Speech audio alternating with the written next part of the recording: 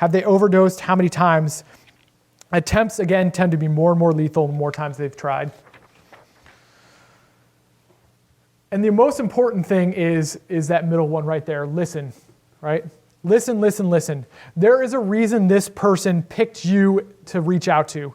Use those skills. If you don't know what to say, that's okay. Just sit with them. Get other people involved, right? But listen is the most important piece.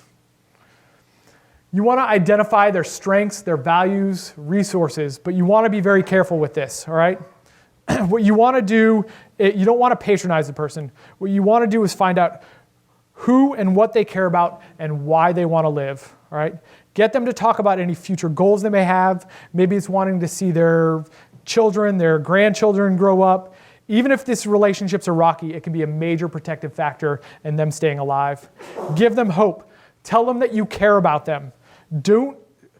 Some things that you don't want to do, right? You don't want to argue with them, right? You don't want to tell them that they don't really want to kill themselves, right? You don't want to inject your values, and you don't want to use cliches or cheer them up.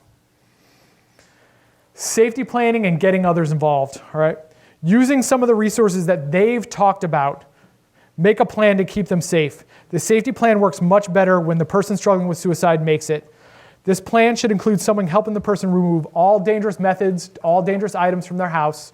All right? The police can seize any guns. You can take away and lock up any knives. Offer to hold prescription medications if you feel comfortable. If not, have somebody who's not maybe in recovery come and pick up the prescriptions. Treat alcohol and drugs like a method. Many suicide attempts involve alcohol and other drugs. Even if they're talking about jumping off a bridge, alcohol and drugs can be the stepping stone to them jumping off that bridge. Remove all alcohol and drugs. It can be difficult, especially since the person with addiction may have a more serious connection to the drugs and overrate the importance of the drugs in their lives. Roll with any resistance. Don't fight, but always come back to getting rid of any dangerous means, and that includes alcohol and drugs in the house. Follow up with the person. It is best if that person not stay alone for the next several hours, maybe the next couple of days. Make sure you're spending extra time around that person in the coming days and weeks. And finally, take care of yourself. It can be extremely difficult to talk to somebody who's feeling suicidal. Talk to your coworkers, your supervisors, your sponsors, your supports, your friends, your family. Get others involved for the person and yourself because it's important.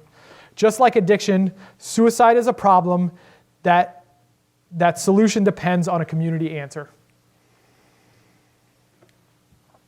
All right, further actions.